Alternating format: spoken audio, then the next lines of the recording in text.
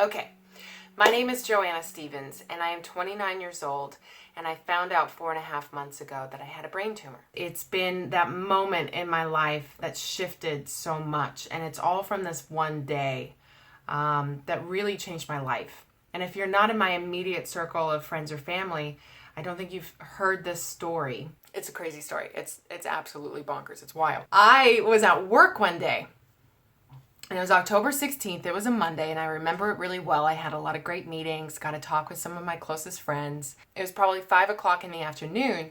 I get this text message from a number that I didn't have in my phone. So I'm like, that's strange. It must be like a wrong number texting me. But the text was just simply, go to the hospital right now. And I was for sure that it had to have been for somebody else because I didn't have this phone number. So I just texted back, who is this? And she said, it's your fairy godmother. What? I was very confused, but it like gave me this kind of out of body experience where I was like, what are you trying to tell me, right? Because to be honest, I had a lot of symptoms that I didn't realize were symptoms before. And I never would have jumped to brain tumor, but I had a lot of chronic migraines. I was having a lot of lapses of time. I was losing motor function issues. All things that I should have been concerned about, but I wasn't. And the night before, I was wondering, if I was having mini seizures. Things that looking back, I really, really should have taken into consideration more. I was like, I'm open to listening, like if you can explain yourself. And she said, I know you're over there worried about seizures, and I'm telling you that you have the chance to turn your life around, but you have to go to the hospital tonight. And that blew my mind. I had no idea who this person was. At this point, I'm Googling her phone number, and I'm trying to find her on the web. I'm like, who is this person? And I found her, and a picture popped up, and I recognized her. I've never met the woman. She's a medium that I briefly crossed paths with 6 months prior. I was on a girls' trip with a bunch of girlfriends of mine. And I was with my friend Amanda, and we ended up in her shop. And my friend's phone had died, and she turned to me and she said, hey, I'd like to give her a call. Can I borrow your phone? So she called and just left her message, and she said, hey, it's Amanda.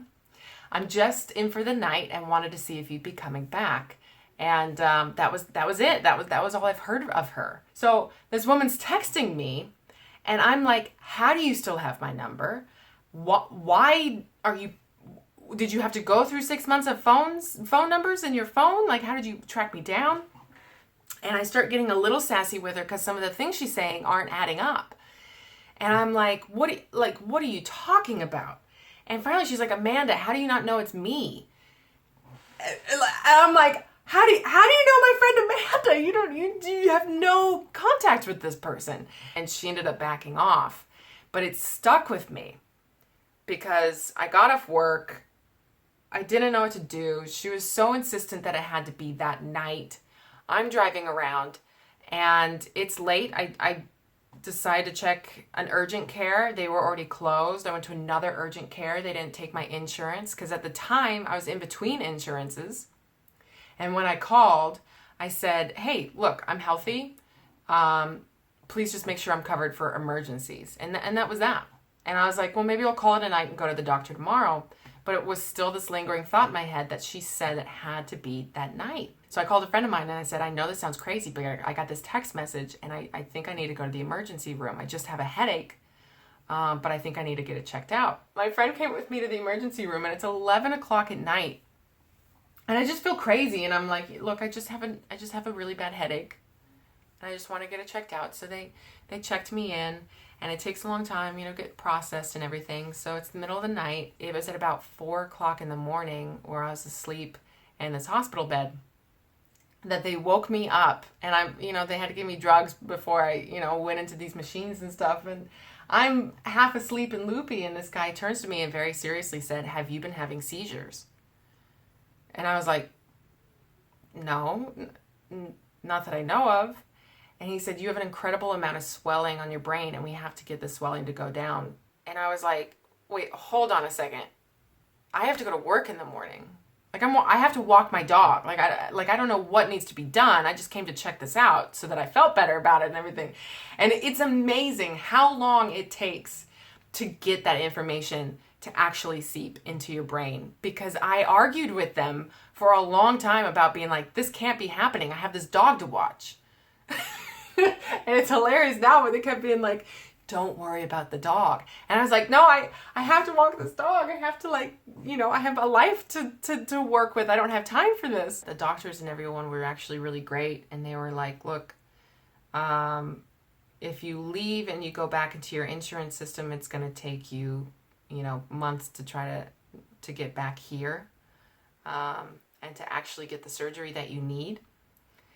And you're not going to find a doctor as good as this doctor anywhere else.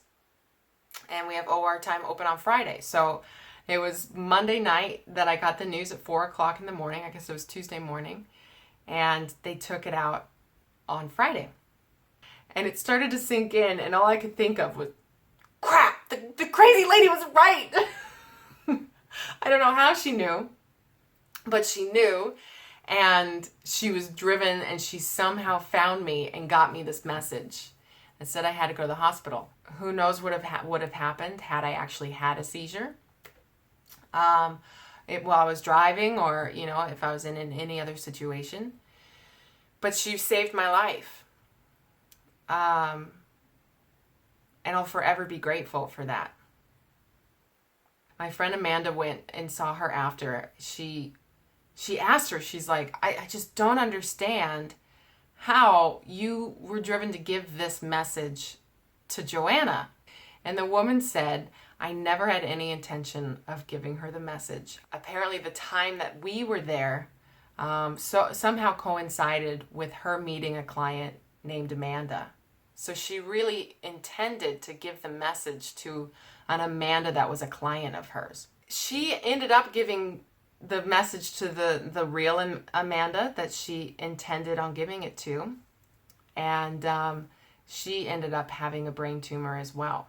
And we both had surgery the same week. She calls it sidewalk synchronicity. And she believes that I would have gotten the message no matter what. And that, somebody on the other side was looking out for me. And it ended up being an incredible blessing. So the official diagnosis was that I had an anaplastic astrocytoma, which is a big word, but it was grade 3. They say it's not curable, it's only treatable, and they treat it with chemo and radiation, and I didn't like either of those options, and that puts you in a funk. I felt hopeless, and I felt really out of control, and I didn't know how I brought it upon myself, because it doesn't feel like me. I feel like I'm on the outside of it still. I'm just dabbling in cancer. And then when people try to talk to it with people, it tends to be something that just kind of comes out. People are like, oh my God. And I'm like, I know, what does it mean? And, I'm still trying to find my way in it. It was actually a fascinating experience for me to understand what it was to go under. I'll never forget it. And it's not something I can put into words, but it doesn't get past me that I'm so drawn to understanding the brain and consciousness and energy and science and dreams and where do we go and how do we alter reality. These are all things that I've always been very interested in. And for me to get brain cancer, it's almost like I get to experience firsthand what it's like when your brain goes haywire. I still get mini seizures. It cracks me up. It's the oddest experience to just have your brain short circuit for a while. But I went under, and it was like being reconnected to something. It was like being everywhere and being nowhere. And beyond that, I can't really put into words what it was. I just felt reconnected to something, and I had the strongest feeling.